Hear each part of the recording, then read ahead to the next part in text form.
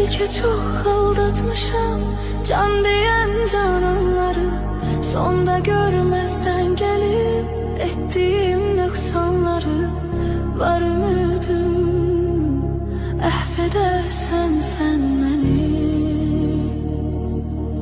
Bilmez idim dert verer derdimin dermanları. Gün gelir pişman olar nefsinin kurbanları. Dünya taht